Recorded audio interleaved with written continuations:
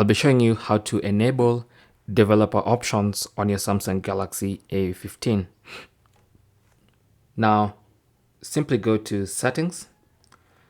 On the main settings page, scroll down to About Phone, tap on that. And then on the About Phone page, you want to look for Software Information, tap on that. And then look for Build Number, and you want to tap on that 7 times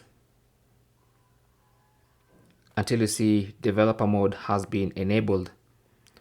So now you can go back to the main settings page, and there's going to be a new option under About Phone called Developer Options, and you can tap on that, and now you're inside Developer Options. So that's basically how to enable developer options, or how to turn on developer options on your Galaxy A15. Now, if you want to turn it off, you can just turn it off from inside developer options, just like that. Okay. Thanks for watching. Comments and questions down below, and good luck.